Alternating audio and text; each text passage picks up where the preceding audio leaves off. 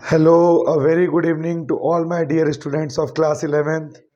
आज जो basic accounting terms मैंने लास्ट क्लास में जो वीडियो बनाया था, आज हम उसके लास्ट पार्ट में आ गए हैं।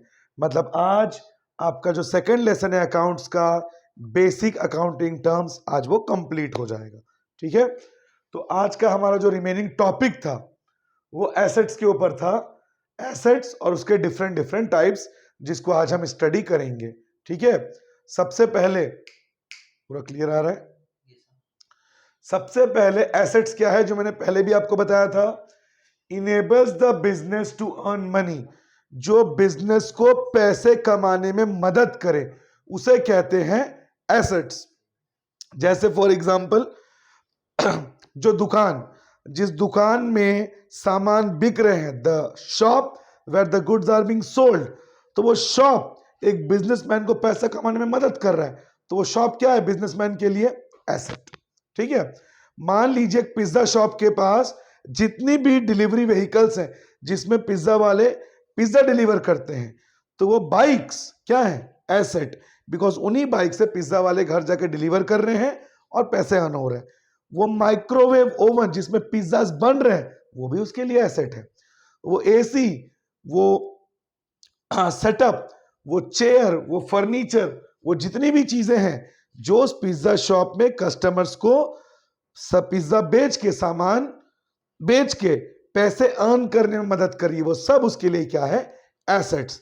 एक मिठाई दुकान के लिए उसकी दुकान, जो उसके फर्नीचर है जहां पे लोग बैठ के मिठाई का टेस्ट ले रहे हैं, वो सब उसके लिए क्या है? एसेट्स। तो एसेट्स बिजनेस में पैसा अर्न करने में हेल्प करता है। क्या कहेंगे उसको? एसेट्स। ठीक है, वर्कर्स भी एसेट्स हैं। किसी बिजनेस के जो वर्कर्स होते हैं वो भी उसके लिए एसेट्स है। बिकॉज वर्कर जितना अच्छा काम करेंगे, वर्कर कस्टमर्स को जितना अच्छा सर्विस देंगे, बिजनेस उतना पैसा अर्न करेगा। यानी the workers, the human resources are a very big asset. In fact social study में कहा जाता है human resources are very big assets for the country. अब सोचिए, किसी को एक बहुत ही शानदार प्लेन दिया गया उड़ाने के लिए, लेकिन वो जो पायलट है वो एमेच्योर है, उसको अच्छे से प्लेन उड़ाना नहीं आता, तो उतने शानदार प्लेन को भी वो क्रैश करवा देगा। लेकिन अगर एक पायलट बहुत ही ज्यादा प्रोफेशनल है, पूरी तरह से लर्नड है, स्किल्ड है, तो वो एक पुराने प्लेन को भी अच्छे से लैंड करवा देगा। तो सोचिए ह्यूमन रिसोर्सेस किसी कंपनी के लिए कितने इंपॉर्टेंट है। ठीक है, अब मान लीजिए कार का शोरूम है, अब वहां पे जो कस्टमर्स आए हैं वो बोल रहे हैं भैया हमें कार दिखाइए। एक अच्छा वर्कर बहुत ही प्यार से, बहुत ही डाउन टू अर्थ होके, बहुत ही पेशेंस के साथ, बहुत ही स्किलफुली, बहुत ही टेक्निकली वो कस्टमर को उस कार के बारे में सब कुछ बताएगा कि सर ये कार ऐसे है, इसका माइलेज ये है, इतने स्पीड में ये चलेगी, फलाना जो भी कार के बारे में है वो सब बताएगा। अब वो कस्टमर उसके बारे में जब वो देखेगा, यार तो बहुत अच्छा सेल्समैन है, बहुत अच्छे से बता रहा है, तो वो कार को खरीदने के लिए इन्फ्लुएंस हो जाएगा। बट दूसरी तरफ अगर वही वर्कर अच्छे से अपने काम को नहीं करेगा, सेल्समैन प्रॉपरली बात नहीं करेगा, एरोगेंट होगा, रूड होगा, ये ऐसे होगा, लेना है तो लो नहीं तो मत लो, तो क्या वो कस्टमर उस शॉप से, उस शोरूम से कार लेगा? नहीं लेगा। तो देखिए, एक अच्छा वर्कर इन्फ्लुएंस करता है, इंड्यूस करता है कस्टमर को सामान लेने के लिए। तो जो वर्कर्स है वो भी क्या है? एसेट है। तो एसेट्स बिजनेस को पैसा अर्न करने में हेल्प करता है। ठीक है, एक फुटबॉलर के लिए उसके पैर उसके एसेट हैं, बिकॉज फुटबॉलर पैरों से खेलता है और उसी से वो पैसे अर्न करता है। पैर उसके लिए क्या है? एसेट है। ठीक है, तो किसी भी कंपनी के लिए वो चीजें जो उसको पैसे अर्न करने में, प्रॉफिट अर्न करने में हेल्प करे, वो उसके लिए क्या है? एसेट है। Fix assets that remain in the business, that remain in the firm, firm यानी business, one time investment benefit long time. Fix assets का मतलब वो एसेट्स जो बिजनेस में लंबे टाइम तक रहेंगे, जिसका फायदा लॉन्ग टाइम, लंबे समय तक मिलेगा। अब सोचिए, लैंड, एक बहुत बड़ी कंपनी है, उसने एक लैंड खरीद लिया 5 करोड़ का, जहां वो फैक्ट्री डालेगा। तो कितने सालों तक उसके पास वो जमीन रहेगा, है ना। मशीनरी, एक फैक्ट्री है कार बनाने वाली, उसने बड़ी बड़ी मशीनें लेंगी जहां पे कार के पार्ट्स असेंबल होंगे, तो मशीनरी कितने सालों तक उसके पास रहेगा। बिल्डिंग, वो बिल्डिंग जहां उसका फैक्ट्री का सेटअप है, वो बिल्डिंग जहां उसका ऑफिस है, बिल्डिंग कितने सालों तक रहेगा उसके पास। तो वही मैं कह रहा हूं, that remain in the firm, जो बिजनेस के पास रहेगा, जिसका बेनिफिट बिजनेस को लॉन्ग टाइम तक मिलेगा, नॉट फॉर रीसेल। यानी फिक्स एसेट्स को कंपनी बेचने के लिए नहीं लाई है, ये कंपनी के साथ रहेंगे। एक पिज्जा शॉप के लिए जो फर्नीचर, जो माइक्रोवेव ओवन, जिस बिल्डिंग में उसका शॉप है, ये सब उसके पास लॉन्ग टाइम तक रहेगा। क्या पिज्जा शॉप पिज्जा बेचेगा? वो तो पिज्जा बेचने के लिए है ना, लेकिन क्या वो अपने फर्नीचर को बेचेगा? क्या वो अपने एसी को बेचेगा? नहीं, उसको वो अपने शॉप में लंबे टाइम तक रखेगा, बिकॉज कस्टमर उसी फर्नीचर में बैठेगा, कस्टमर उस एसी के अंदर खुद को कंफर्टेबल पाएगा, उस माइक्रोवेव में सालों तक पिज्जा बनेगा। तो फिक्स एसेट्स वो एसेट्स हैं जो कंपनी अपने पास लंबे टाइम तक रखती है, जिसको रीसेल करने के लिए, बेचने के लिए नहीं लाया गया। ये वो एसेट्स हैं जो कंपनी में लॉन्ग टाइम रहेंगे। लैंड, अगर जमीन नहीं हो तो फैक्ट्री कहां डालेंगे? बिल्डिंग नहीं होगी तो फैक्ट्री का सेटअप, ऑफिस का सेटअप कहां आएगा? मशीनें नहीं आएंगी तो प्रोडक्शन कैसे होगा? तो ये वो एसेट्स हैं जो कंपनी के पास लंबे समय तक रखेंगे और कंपनी को पैसे बनाने में, अर्न करने में हेल्प करेंगे। लैंड नहीं होगा तो फैक्ट्री नहीं लगेगी, फैक्ट्री नहीं होगा तो सामान बनेगा नहीं, सामान बनेगा नहीं तो सेल क्या होगा, पैसे कहां से आएंगे, है ना। तो लैंड, मशीनरी, बिल्डिंग, ये वो एसेट्स हैं जो कंपनी के पास लंबे समय तक रहते हैं। और वन टाइम इन्वेस्टमेंट मतलब आप हर साल जमीन नहीं खरीदोगे, आप हर साल नई फैक्ट्री नहीं डालोगे, आप हर साल नई मशीनें नहीं मंगवाओगे। इसमें इन्वेस्टमेंट वन टाइम होता है और इसका फायदा आपको लंबे समय तक मिलता है। जैसे ये देखिए व्हाइट बोर्ड, जहां मैं आपको पढ़ा रहा हूं, अब मेरी जो अर्निंग है वो बच्चों की फीस है, तो ये व्हाइट बोर्ड में जो मेरा इन्वेस्टमेंट है, ये मेरा फिक्स एसेट है, ये सालों तक मेरे पास रहेगा। और इसमें मैं आपको पढ़ा रहा हूं, क्या मैं हर साल व्हाइट बोर्ड खरीदूंगा? नहीं। तो व्हाइट बोर्ड मेरे टीचिंग के लिए, मेरे लिए क्या है, वो फिक्स एसेट, बिकॉज इस व्हाइट बोर्ड में पढ़ा के मुझे बच्चों से फीस आती है। लेकिन ये इन्वेस्टमेंट वन टाइम है। मेरे कोचिंग में जो व्हाइट बोर्ड है मैंने 3 साल पहले लिया था, अभी भी चल रहा है। तो फिक्स एसेट्स वो एसेट्स हैं जो लंबे समय तक आपके काम आते हैं, जिसमें इन्वेस्ट आप सालों में एक बार करते हो और आपके बिजनेस को ये पैसा अर्न करने में मदद करते हैं। Tangible assets can be seen and touched, ये वो एसेट्स हैं जिसको हम देख सकते हैं और टच कर सकते हैं। जैसे आप देखिए, इसके एग्जांपल को मैंने यहीं पे ले आया, मतलब टेंजिबल एसेट्स का वही एग्जांपल जो फिक्स एसेट्स का है। आप लैंड को छू सकते हैं, देख सकते हैं, मशीनरी को आप देख सकते हैं, छू सकते हैं, बिल्डिंग को आप देख सकते हैं और छू सकते हैं। तो टेंजिबल एसेट्स मतलब वो एसेट्स जो हम देख सकते हैं, टच कर सकते हैं। यानी जितने भी फिक्स एसेट्स हैं वो सब किस में आ जाएगा? Tangible assets. Intangible assets can't be seen and touched, इसको आप देख और टच तो नहीं कर सकते, बट ये आपको प्रॉफिट कमाने में मदद जरूर करेगा। अब देखिए यहां पे मैंने लिखा भी है, गुडविल, रॉयल्टी और पेटेंट। अभी मैं आपको यही समझाने जा रहा हूं।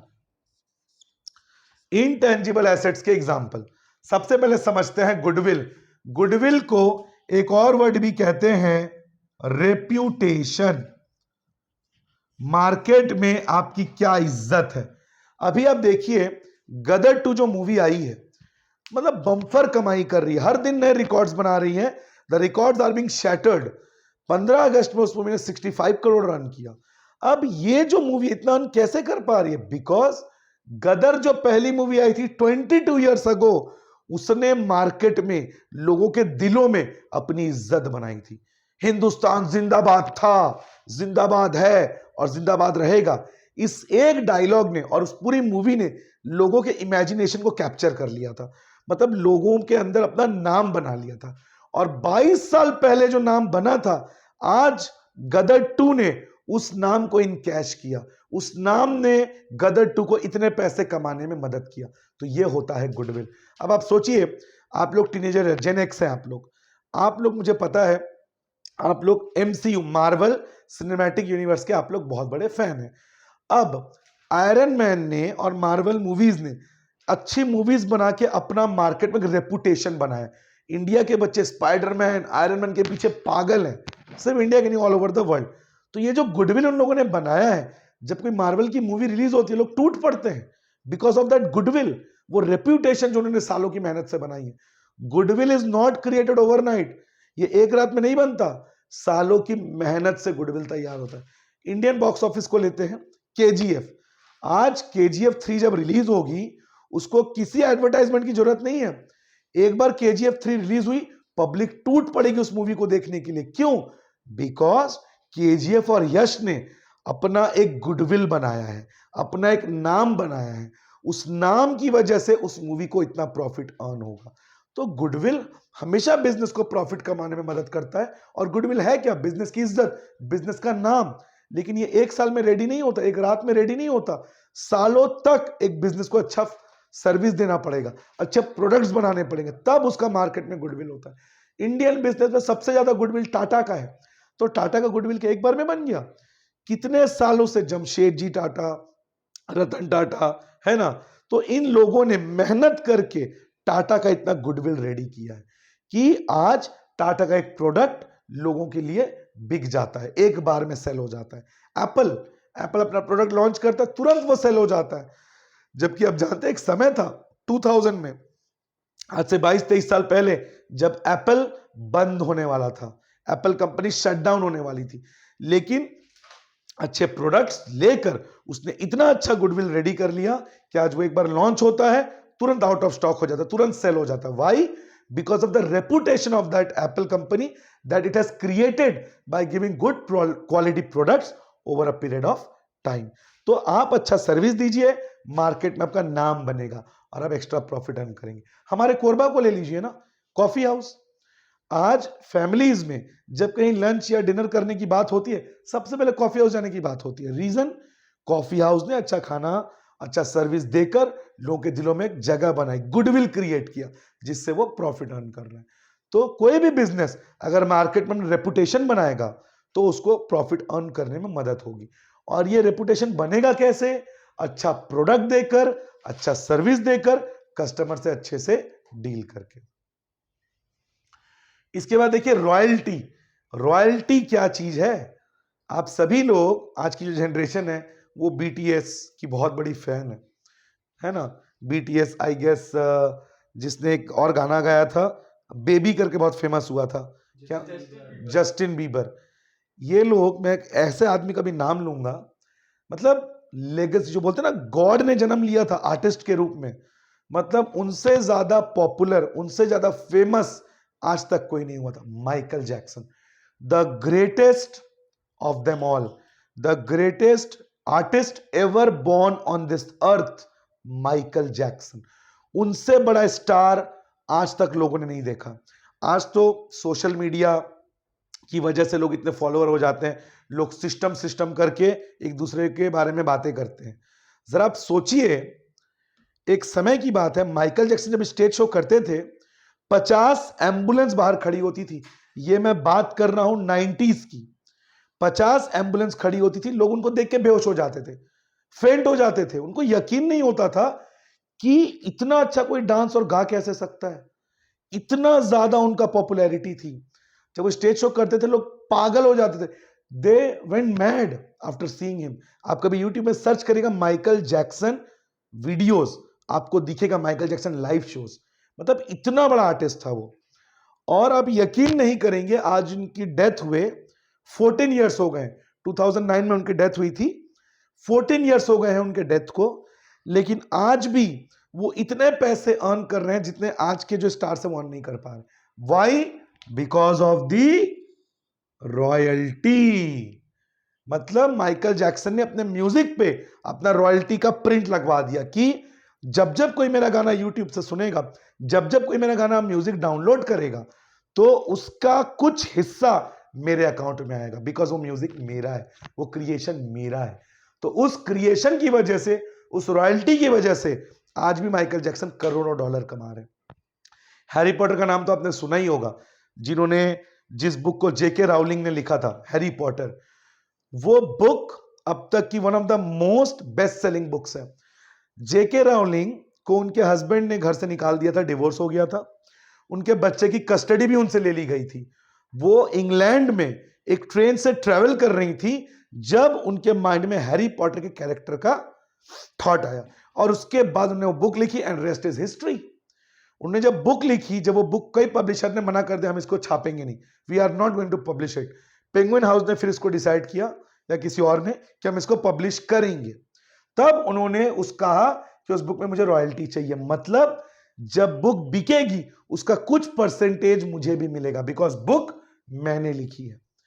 और उसके हैरी पॉटर पे मूवीज बनी, उसकी भी रॉयल्टी उनको मिली कि मूवीज जितना भी कमाएगी उसका कुछ प्रॉफिट उनको भी जाएगा एज रॉयल्टी। और आप यकीन करिए, जिनके पास पैसे नहीं थे, आज वो इंग्लैंड में सबसे अमीर औरत है, the richest women of great Britain.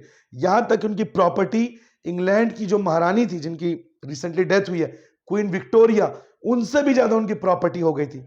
तो सोचिए रॉयल्टी का power, this is the power of royalty, कि आप म्यूजिक, मूवीज जब आप कुछ बनाते हैं तो उस पर आपका राइट होता है, तो जब आप उसकी रॉयल्टी लेते हैं तो जो भी प्रॉफिट होगा आपको भी कुछ हिस्सा मिलेगा। इंडिया में इसकी एक मूवी आई थी टार्जन द वंडर कार, उसमें जो हीरो था वो कह रहा था कि इस कार के डिजाइन में मुझे रॉयल्टी चाहिए, मतलब जब जब कार बिकेगी उस कार का कुछ प्रॉफिट मुझे भी मिलेगा। फिर ओनर्स ने कहा हम आपको रॉयल्टी नहीं देंगे, बिकॉज रॉयल्टी आपको प्रॉफिट कमाने में मदद करती है।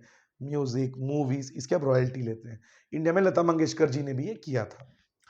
पेटेंट, पेटेंट भी इस चीज का ही होता है, बट पेटेंट किसका होता है? किसी इन्वेंशन का।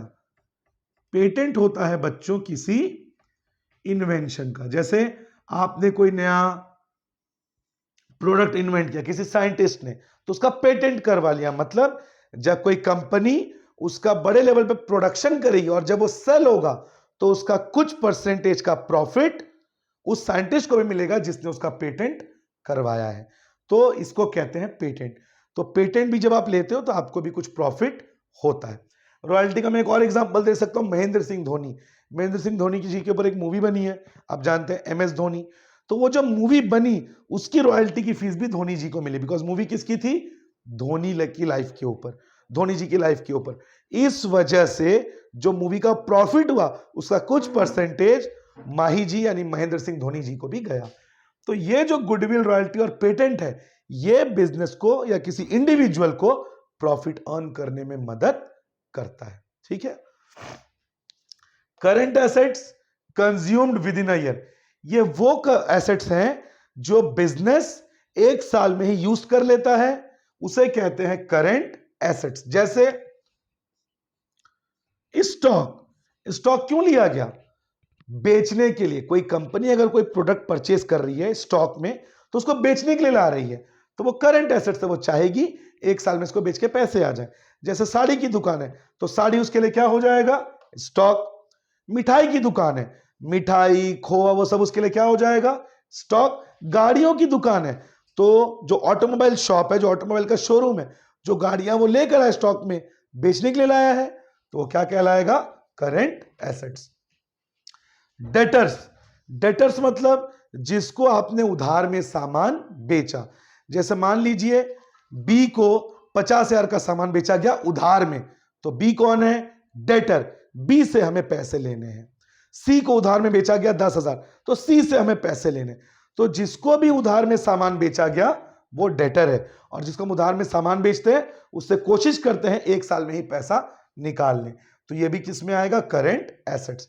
और प्रीपेड एक्सपेंस, आपको याद है मैंने पहले भी बताया था, आपने सर्विस लिया नहीं पर पेमेंट पहले ही कर दिया, तो आप कोशिश करेंगे कि आप उस सर्विस को एक साल खत्म होने से पहले ही ले लें। जैसे इंडिया पाकिस्तान का मैच होने वाला है अभी अहमदाबाद में, लोग भर भर के वहां पे होटल्स बुक कर रहे हैं, तो क्या वो होटल में रहने गए? नहीं, वो बुक कर रहे हैं, तो वो क्या है? Prepaid expense. अक्टूबर में वो होटल में जाके रहेंगे तो एक्सपेंस कवर होगा। जनरली व्यक्ति जब या कोई भी कंपनी जब एडवांस पे करता है, जिसको प्रीपेड एक्सपेंस कहते हैं, तो वो यही चाहता है कि एक साल के अंदर ही उसका सर्विस या सामान ले ले, और जो एक साल के अंदर हो उसे हम क्या कहते हैं? Current assets. ठीक है। तो आई होप बच्चों आपको आज की क्लास समझ आई। मिलते हैं अगली वीडियो में। Have a good day.